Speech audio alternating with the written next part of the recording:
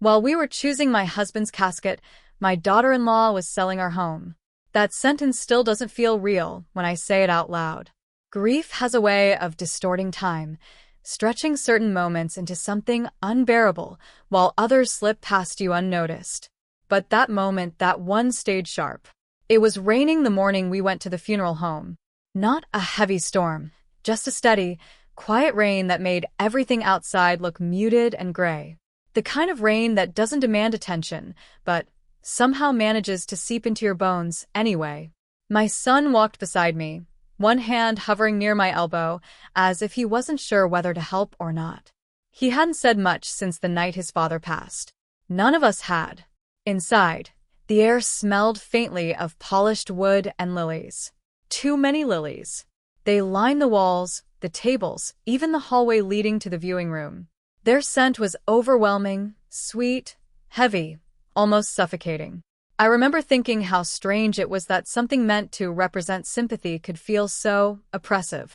The funeral director spoke in a soft, practiced voice, guiding us through options as if we were choosing furniture instead of a final resting place. Would you prefer oak or mahogany? Open casket or close? Traditional lining or something more modern? Each question landed like a weight. I answered them slowly, carefully, as though speaking too quickly might somehow make everything more real. My husband had always been a simple man. He built our house with his own hands, board by board, over the course of 2 years. He used to joke that if anything ever happened to him, he didn't want anything fancy, just something sturdy, he would say with a smile. So I chose the oak casket. Simple, strong, honest, just like him. While I was running my hand along the smooth edge of the wood, trying to imagine how something so lifeless could hold a life that had meant so much, my phone buzzed quietly in my purse. I almost ignored it. There are moments when the world should pause, when nothing else should exist except the weight of what you've lost. That was one of those moments. But something made me check. It was a message from a family friend. Short, hesitant. Asterisk, I'm not sure if this is the right time, but I think you should see this. Asterisk. Below, it was a link. I stared at the screen for a long second before opening it. At first, I didn't understand what I was looking at. A real estate listing. Clean photos. Bright lighting. Wide-angle shots of familiar rooms. The kitchen. The staircase. The backyard with the old oak tree my husband planted the year our son was born. My heart skipped. No. That wasn't possible. I scrolled down. Coming soon. Prime property with exceptional value. The address. Our address. I felt something cold spread through my chest, pushing aside the fog of grief with sudden, brutal clarity. There had to be a mistake. A mix-up. Someone else's house. But I knew every inch of those photos. I knew the way the light hit the living room in the late afternoon. I knew the small crack near the third step of the staircase. I knew the uneven line of bricks along the garden path. This was our home. The home my husband built. The home we raised our son in. The home that still smelled faintly of his aftershave in the hallway closet. And it was being listed for sale. Without my knowledge. Without my consent. Without my permission. My fingers tightened around the phone. Is everything all right? The funeral director asked gently. I didn't answer. I couldn't. Because in that moment, a memory surfaced, sharp, sudden, undeniable. My daughter-in-law, Claire. The way she had insisted, just the night before, on organizing my husband's office. You shouldn't have to worry about paperwork right now, she had said, her voice soft, almost caring. Let me take care of it. At the time, I had been too exhausted to question it. Too broken to notice the way her eyes lingered on the filing cabinets. Too consumed by loss to recognize something else, something colder, moving beneath the surface. Now, standing in a room filled with caskets, holding a phone that showed my life being quietly put up for sale, I felt that same cold clarity settle deeper. This wasn't a mistake. This was deliberate, careful, planned, and somehow it had already begun. I lifted my eyes slowly and looked across the room. My son was speaking quietly with the funeral director, and beside him stood Claire, perfectly composed, perfectly calm, Her hands folded neatly in front of her, her expression soft in all the right ways. Anyone looking at her would see a grieving widow. But I wasn't looking at her the way others were. Not anymore. Because now I knew something she didn't. She thought she had found the opportunity of a lifetime. She thought she had outmaneuvered everyone. She thought she was about to walk away with everything. But she had no idea what she had actually done. And she had no idea what was coming next. The house felt different after the funeral. Not just quieter, though it was that too, but heavier. Like the walls themselves were holding their breath, waiting for something no one had yet spoken aloud. The flowers people had sent were everywhere. On the dining table, on the kitchen counter, even on the staircase landing where my husband used to pause every evening, one hand on the railing, calling out to ask what was for dinner. Now the air was thick with the scent of lilies and roses, sweet enough to make my head ache. I hadn't moved them. I hadn't moved much of anything. Grief has a way of freezing you in place. Time still moved. People came and went. Meals were brought, condolences whispered, but inside, everything stayed still. Except for Claire. By the second day, she had already taken control of the house in a way that didn't feel like help. It felt like management. "I'll handle the paperwork," she said that morning, standing in the kitchen with a cup of coffee she hadn't touched. "There's going to be a lot of administrative things to sort through. Insurance, accounts, property records." Her voice was calm. Efficient. Too efficient. I sat at the table, staring at a folded napkin I didn't remember placing there. "That can wait," I said quietly. But she smiled. Not dismissively, just firmly. "It's better to stay ahead of these things," she replied. "Trust me. Trust me." Such a simple phrase. Such a dangerous one. By midday, she had moved into my husband's office. The same room I hadn't been able to step into since he passed. The door stayed open, but I noticed how she positioned herself, slightly angled, as if shielding the desk from direct view. Papers were spread out in neat stacks. The filing cabinet drawers slid open and closed with quiet, deliberate rhythm. She didn't rush. She took her time, as if she knew exactly what she was looking for. At one point, I passed by the hallway and paused just long enough to hear her on the phone. "Yes, I understand the urgency," she said in a low voice. "We just need to make sure everything is ready before it officially goes through." A pause. Then softer. "No, she doesn't know yet." My chest tightened. I didn't step in. I didn't ask questions. Not yet. Because something inside me, something sharper than grief, was beginning to wake up. That evening more visitors came. Neighbors. Old friends. People who spoke in hushed tones and avoided looking directly at the empty chair in the living room. Claire moved among them effortlessly.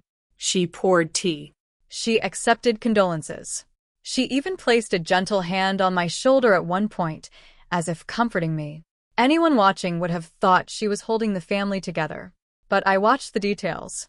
The way her eyes kept drifting toward the hallway. The way she excused herself, just a little too often. The way her phone never seemed to leave her hand for long. And then, late that night, after the house had finally gone quiet, my phone buzzed again. Another message. Another link. The same listing, but this time updated. More photos. A clearer description. And a small detail that made my stomach drop. Contact agent for early private offers. This wasn't just a listing anymore. It was moving forward. Fast. Too fast. I looked up slowly, my gaze drifting toward the dark hallway that led to my husband's office. The door was closed now, light still glowing faintly beneath it. And for the first time since his death, I realized I wasn't just mourning a loss. I was standing in the middle of something far more dangerous. I didn't sleep that night. Not really. I lay in bed staring at the ceiling, listening to the faint sounds of movement down the hall, the soft creak of the floorboards, the low hum of a voice speaking just quietly enough to avoid being understood. Claire. She was still awake. Still working. Still moving something forward. Grief should have exhausted her. It should have slowed her down the way it had slowed me, turning every thought into something heavy, every step into effort. But she moved with purpose. And purpose, I had learned, always leaves a trail. The next morning, I went into the office. For the first time since my husband died.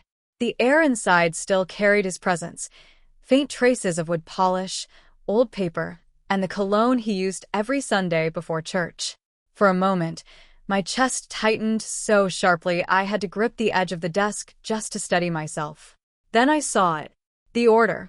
Too perfect. Folders stacked neatly, labels facing outward, documents aligned as if someone had curated the room instead of simply organizing it. This wasn't tidying. This was searching. I moved slowly, carefully, retracing what had been disturbed. The filing cabinet was slightly ajar. Inside, the tabs had been shifted. Property. Assets. Deeds. I pulled the drawer open fully and began to look. That's when I noticed something missing.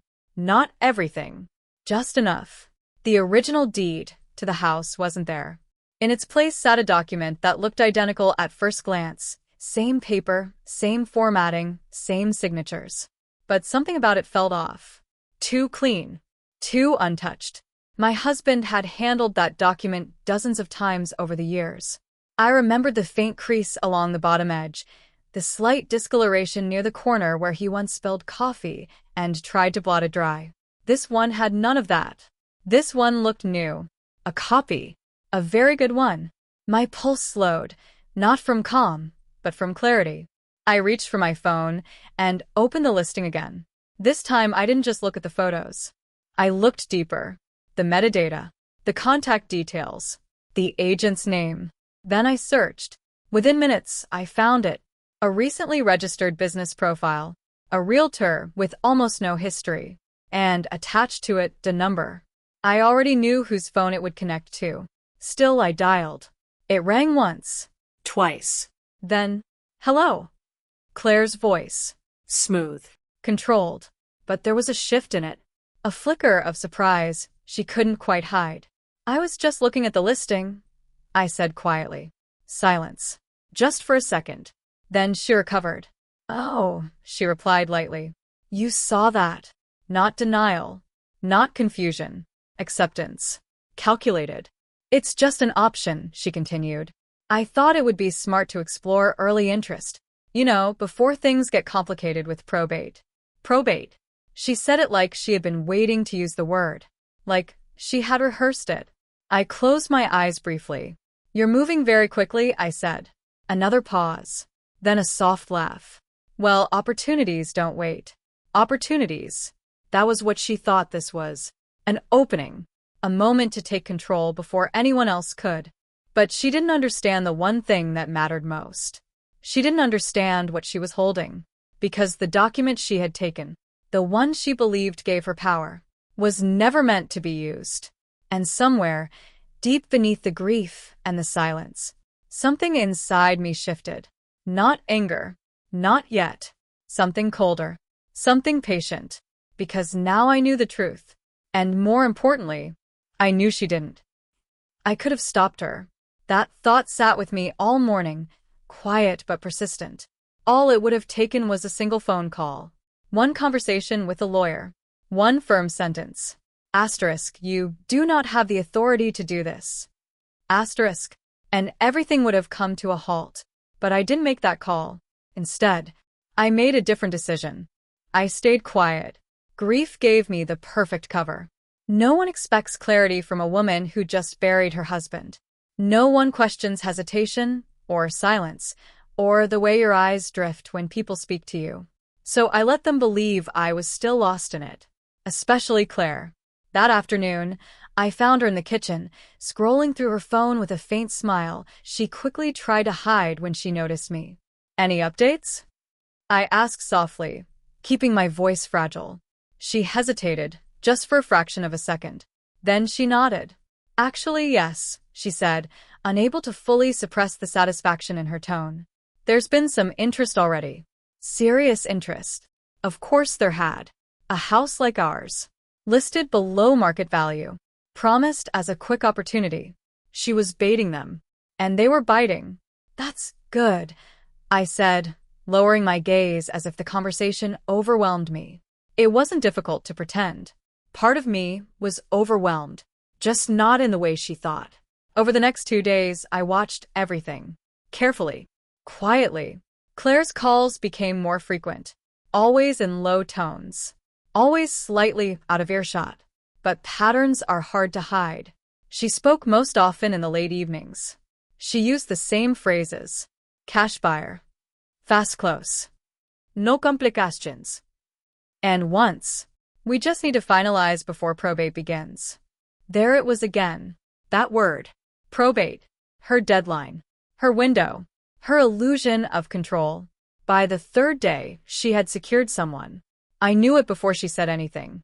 It was in the way she moved, lighter, quicker, as if something inside her had already shifted from planning to anticipation. She found me in the living room that evening.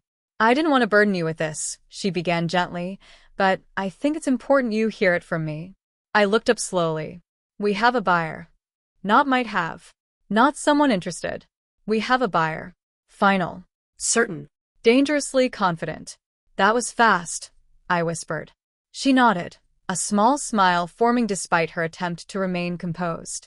They're very motivated, she said. We're setting a date for signing. Soon. Soon. Of course. Before anyone could question anything. Before any official process could begin. Before the truth had a chance to surface. I let my hands tremble slightly in my lap. Your father-in-law loved this house, I murmured. I didn't think it would happen so quickly. Her expression softened. Or, at least, she made it look that way. I know, she said, placing a hand over mine. But sometimes it's better not to hold on too tightly. Not to hold on. To let go. To make space. For her plans. For her future. For what she believed was already hers. I nodded slowly. As if I understood. As if I agreed. But inside, everything had shifted. Because now she was committed. Now there was a buyer. Now there was a date. And the deeper she stepped into it, the harder the fall would be. I leaned back against the couch, closing my eyes just long enough to steady my breath. Then I opened them again. And watched her. Smiling. Planning. Waiting for her reward. Completely unaware that she was walking straight into something she could no longer control. The day of the signing arrived faster than it should have. Grief is supposed to slow time. But for Claire it seemed to speed everything up. The meeting was scheduled for late afternoon at a private office downtown. She had chosen the location herself. Neutral ground, she said. Professional. Efficient. Controlled. That morning, the house felt unusually quiet. No visitors. No phone calls. Just the soft ticking of the clock in the hallway and the distant hum of traffic outside. Claire moved through the kitchen with careful precision, dressed in a cream-colored suit I had never seen before. Her hair was perfectly styled, her makeup subtle but deliberate. She didn't look like someone attending a legal formality. She looked like someone preparing to win. Are you sure you don't want to come? She asked, glancing at me as she adjusted the sleeve of her jacket. I sat at the table, hands wrapped around a cup of coffee that had long since gone cold. I don't think I can, I replied softly. It's all too much. She nodded, exactly as I knew she would. Understanding. Supportive. Relieved. I'll handle everything, she said gently. I almost smiled. I know you will. What she didn't know was that she wouldn't be handling it alone. The office was sleek. Glass walls. Dark wood furniture. A long table in the center with neatly arranged documents waiting to be signed. The buyer was already there when Claire arrived. Mid-40s. Well-dressed. Confident. The kind of man who had done deals like this before. He stood as she entered, offering a polite handshake. Miss Claire, I presume? She smiled. Yes. Thank you for coming on such short notice. Opportunities like this don't stay open long, he replied. No, they don't. That was exactly what she had told him. They took their seats. Across from them sat the realtor, nervous, but trying not to show it, and a notary quietly preparing her stamp. Everything was in place. Everything was ready. Claire glanced over the documents, her eyes scanning quickly, confidently. She had already reviewed them before, or at least she believed she had. Once we sign, the buyer said, we'll initiate the transfer immediately. She nodded. Of course. Her voice was steady, certain. Victorious. Then the door opened. Not abruptly, not dramatically, just deliberately. Everyone turned. A man stepped inside, followed by another. And then a third. Claire's smile faltered. Just slightly. The first man spoke calmly. Apologies for the interruption. She frowned. I'm sorry. This is a private. I'm aware, he said evenly. That's why we're here. He placed a folder on the table. Slowly. Carefully. This transaction cannot proceed. The room went still. The buyer leaned back slightly, his expression shifting from casual interest to sharp attention. What seems to be the issue? He asked. The man opened the folder. Inside were documents. Older. Worn. Original. The deed being used in this transaction, he continued, is not legally valid. Claire blinked. What? Her voice was quiet. Too quiet. It's a copy, he said. A forgery in legal terms. The original title remains secured and has not been transferred. Silence. Heavy. Unavoidable. Claire's gaze dropped to the papers in front of her. Then back to the folder. Then to the man. That's not possible, she said. But her voice had changed.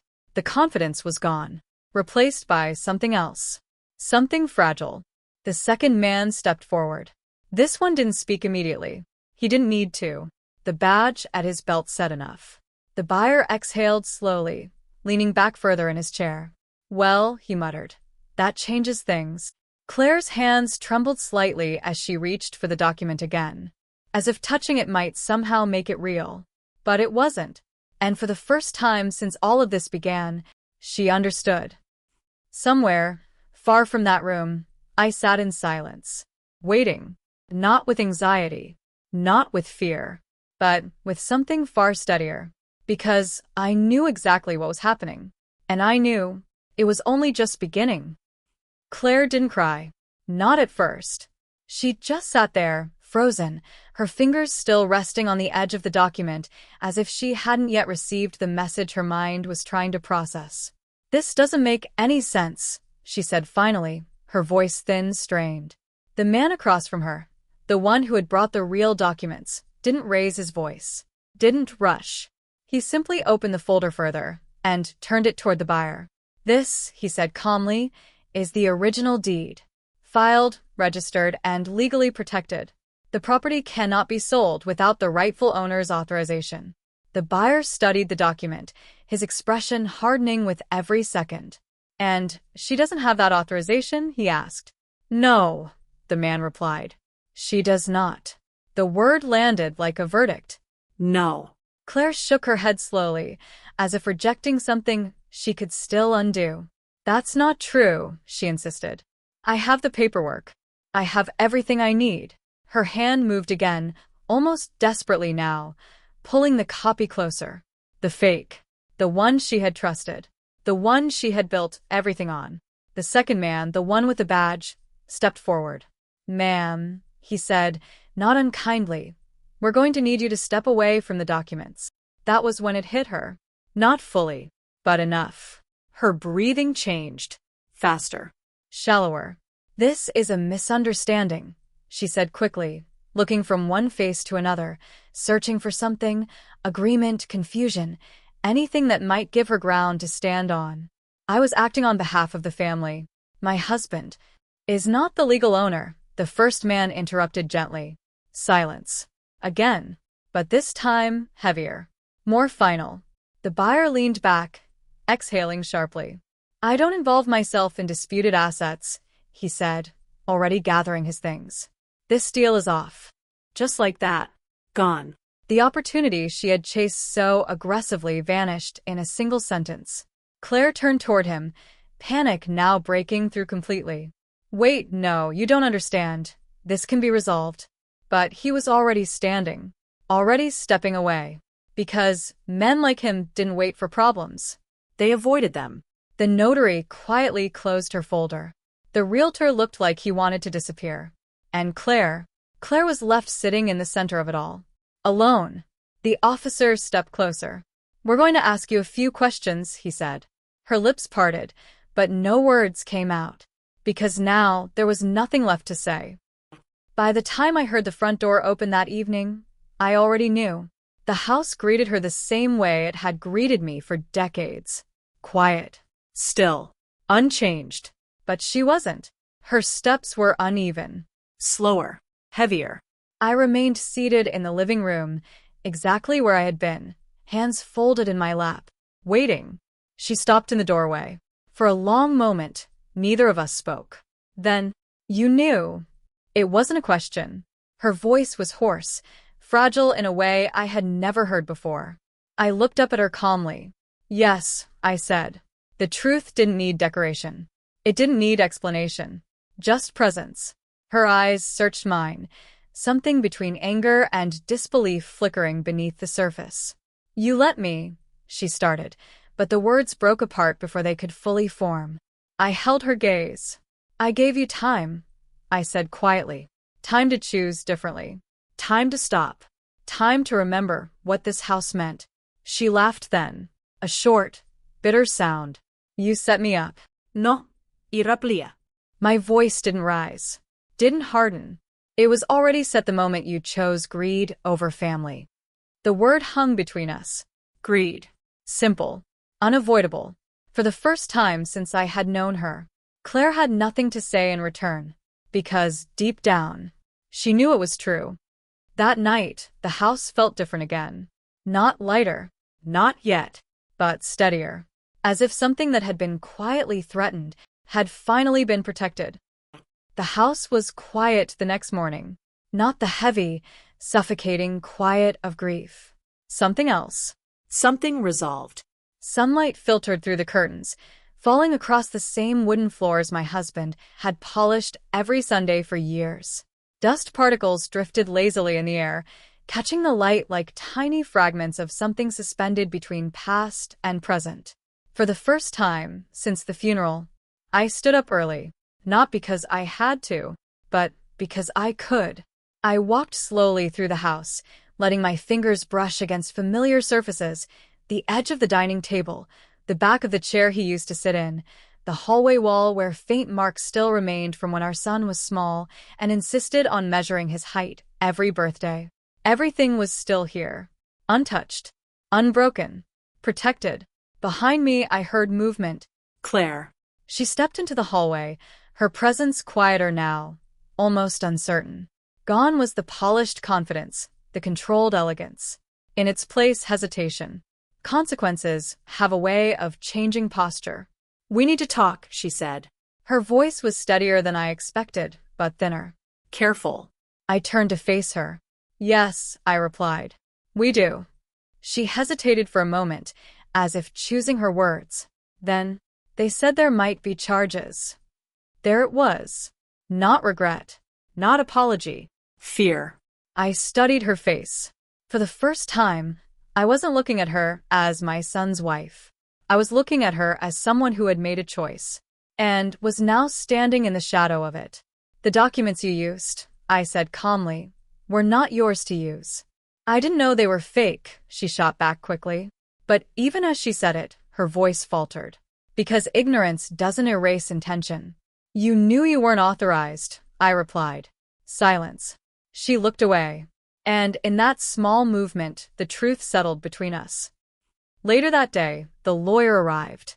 He didn't stay long. He didn't need to. The situation was already clear. Statements had been taken. Evidence documented. The attempted sale had been formally flagged. And Claire was no longer part of any legal decision involving this house. My son came that evening. He looked tired. Not from grief this time. From something heavier. Disillusionment. "Mom," he began, standing awkwardly near the doorway like a boy who didn't quite know where he belonged anymore. I waited. Sometimes silence says more than questions. "I didn't know," he said. The words came quickly. Too quickly. As if he had repeated them to himself all day. I nodded slowly. "I believe you," I said. And I did. Because I had seen it before. In other families. In other stories. One person leads. The other follows. Until it's too late to see where the line was crossed. He ran a hand through his hair, exhaling. She thought it would help us. That it was practical. Practical. I almost smiled at the word. It seemed to appear often when people tried to justify things they shouldn't have done. This house isn't a transaction, I said quietly. It never was. He looked around then. Really looked. At the walls. The furniture. The life that had been built here long before his wife ever stepped through the door. And for the first time, he understood.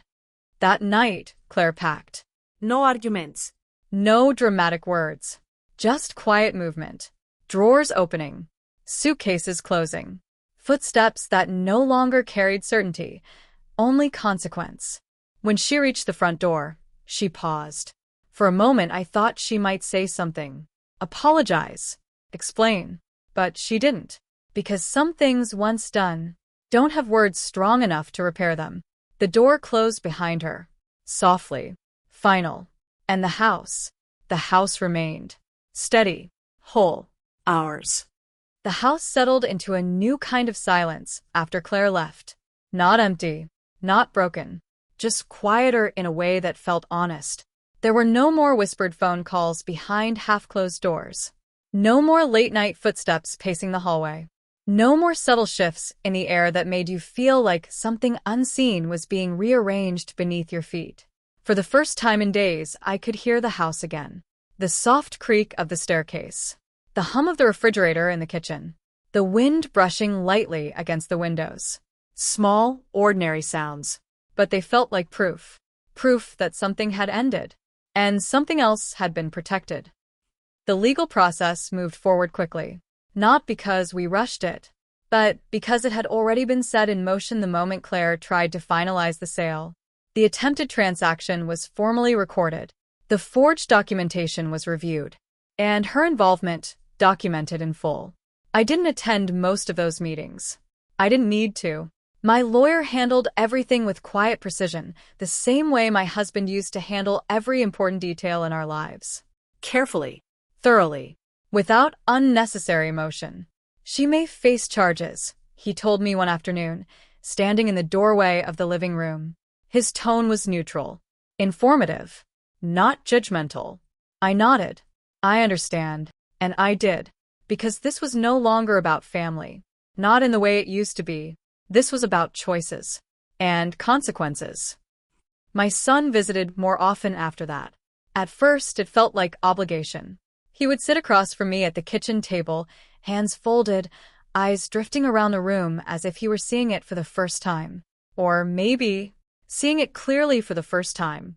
I should have paid more attention, he said one evening. I didn't interrupt. Regret, like grief, needs space. She talked about finances a lot, he continued. About planning ahead. About not being unprepared. His voice tightened slightly. I thought she was being responsible. I looked at him gently. Responsibility doesn't hide, I said. It doesn't rush. And it doesn't move in silence. He lowered his gaze. Because he understood what I meant. Now. The house began to feel like itself again. Not immediately. Healing never works that way. But slowly. Steadily. I opened windows that had been closed. Let fresh air move through rooms that had felt too heavy to enter.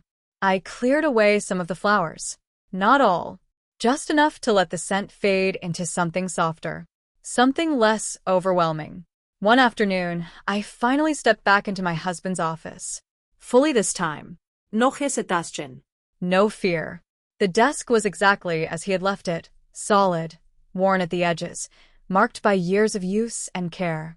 I ran my hand across the surface, tracing familiar lines, remembering the way he used to sit there in the evenings, reviewing papers with quiet focus.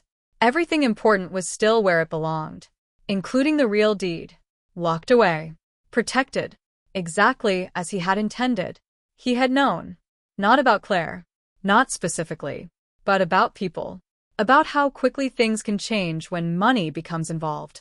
And he had prepared for that. Quietly. Carefully. Just like everything else he had ever built. That night, I sat alone in the living room. The house dimly lit. The world outside calm. For the first time since his death, the silence didn't feel unbearable. It felt steady.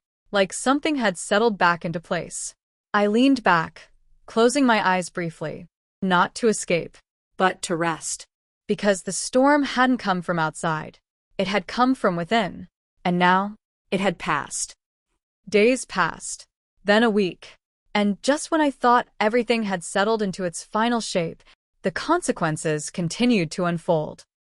It started with a phone call. Late afternoon. The kind of quiet hour when the sunlight softens and stretches across the living room floor, turning everything gold for just a little while. I almost didn't answer, but something told me to. "This is Officer Reynolds," the voice said. "I'm calling to update you regarding the attempted property transfer." His tone was professional, measured, but there was a weight beneath it. "The investigation is moving forward," he continued. "We've confirmed that the documents used were knowingly misrepresented." Knowingly. That word mattered. It changed everything. I closed my eyes briefly. "I see," I said. "There may be formal charges filed," he added. "Fraud-related." Fraud. Not a misunderstanding. Not a mistake. A decision. Documented. Proven.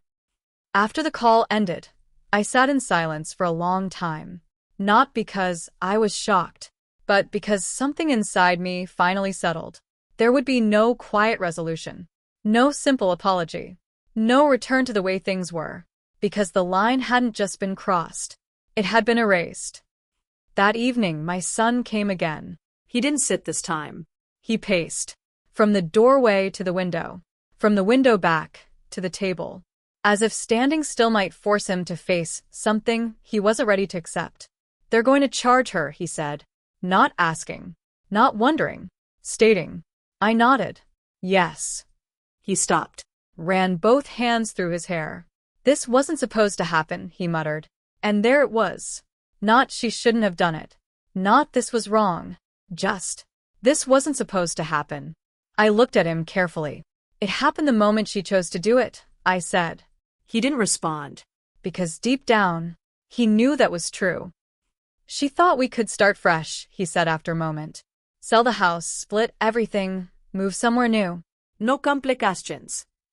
Start fresh. By erasing everything that came before. By turning history into profit. By reducing a lifetime into a transaction." I let the silence sit between us. Then, "And what did you think?" I asked gently. He hesitated. "Too long." "I thought," he began, then stopped. Because there was no version of that sentence that didn't reveal something he wasn't ready to admit. Outside, the wind picked up slightly, brushing against the windows. Inside, the house remained still, unmoved, unshaken. "This house isn't just walls," I said quietly. "It's choices. Years of them. Every sacrifice. Every memory. Every piece of who we were." He looked around again. But this time he wasn't just seeing the house. He was seeing what he had almost lost. "I don't know how to fix this," he said finally. Honest. Broken. Human. I studied him for a long moment. Then I shook my head gently. "Some things are meant to be fixed," I said. "They're meant to be understood." That night, after he left, I stood by the window and looked out at the yard.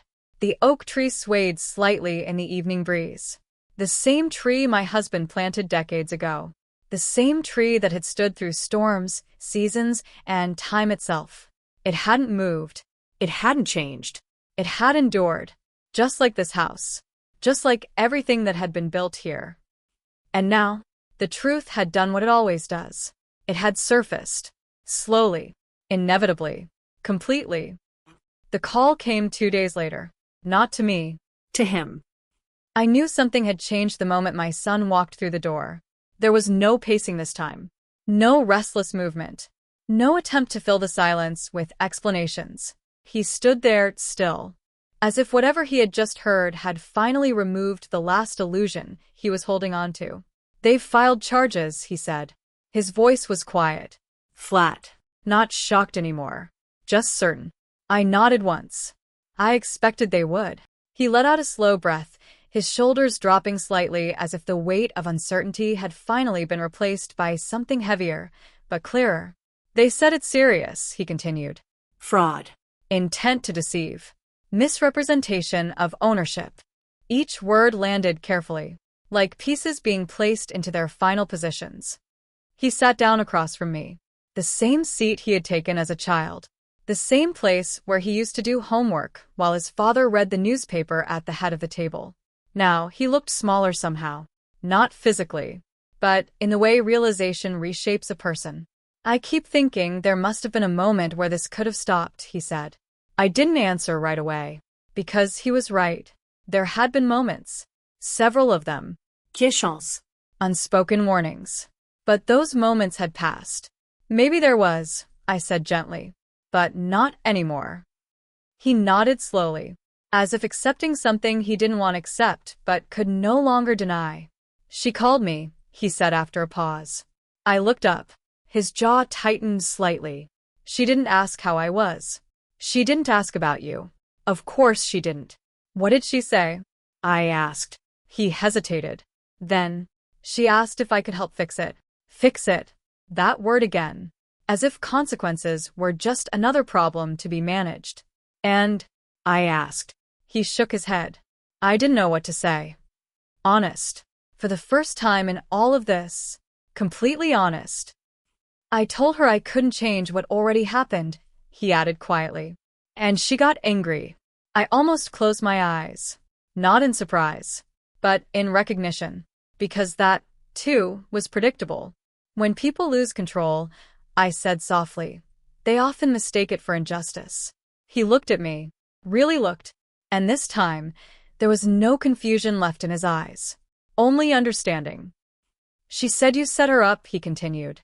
A faint, bitter echo of the same accusation Claire had thrown at me. I didn't react. I didn't need to. Because truth doesn't argue. It simply remains. And what do you think? I asked. He didn't answer immediately. Then, I think she made her own choices. There it was. Clear. Simple. Unavoidable. The room fell quiet again. But not the kind of silence that hides things. The kind that reveals them. Later that evening, after he left, I walked through the house once more. Slowly. Deliberately. Not searching. Just remembering. The kitchen. The hallway. The office. Each space held something intact. Something preserved. Not because nothing had happened, but because what mattered most had not been taken. I paused by the front door. The same door Claire had walked through so many times. The same door she had left through for the last time. Somewhere out there, she was facing what she had set in motion.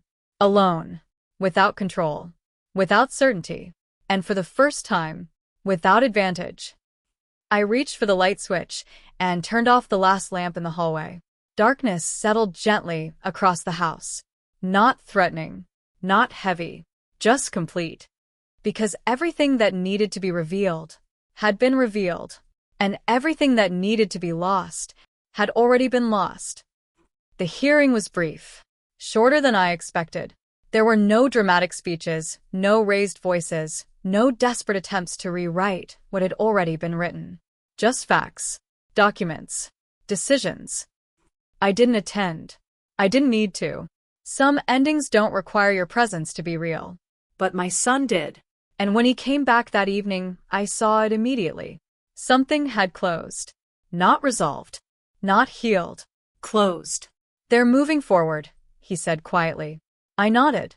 He stepped inside slowly, as if the house itself carried a weight he hadn't fully understood before. They said the evidence was clear, he continued. The intent, the timeline, everything.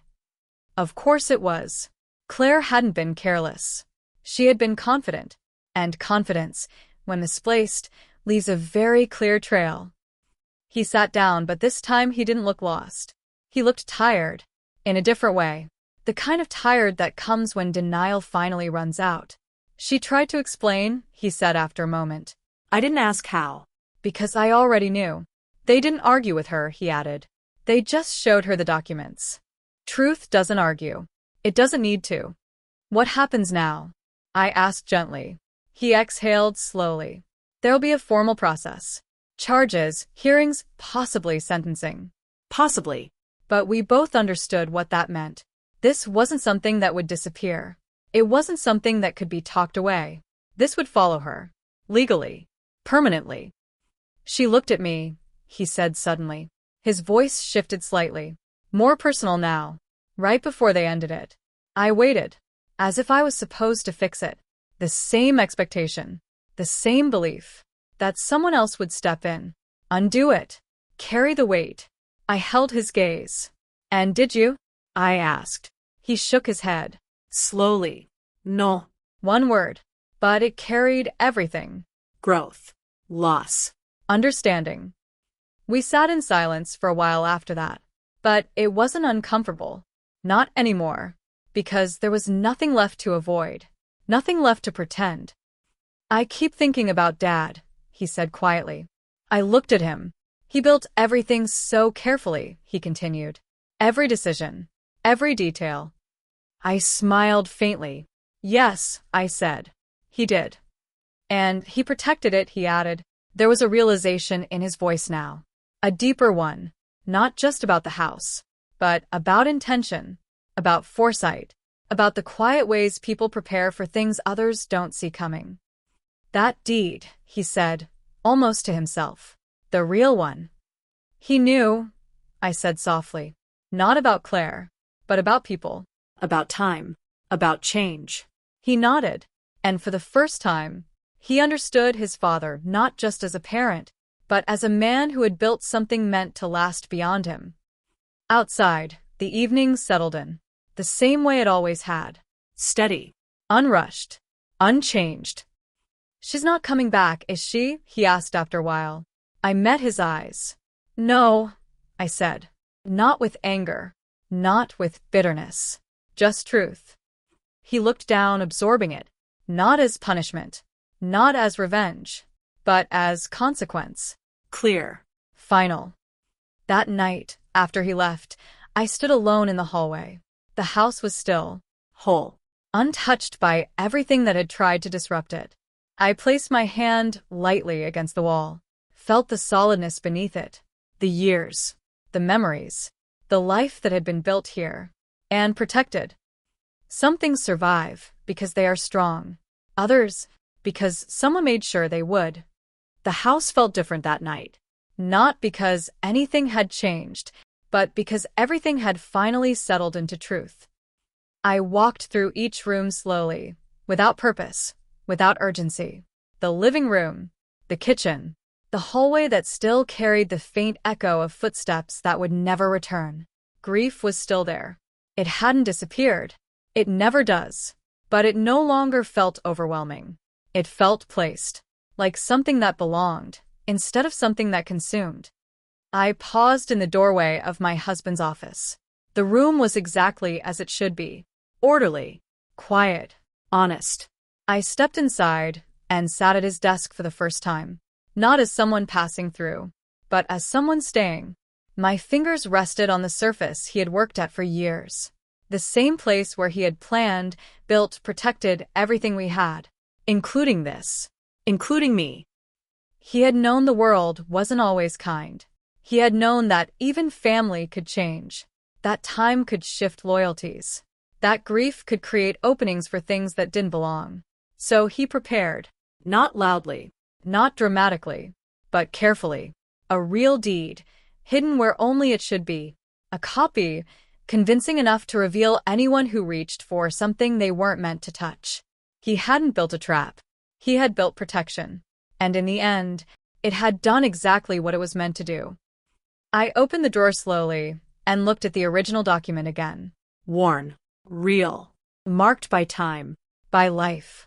By truth. I didn't need to read it. I already knew what it represented. Not ownership, but legacy.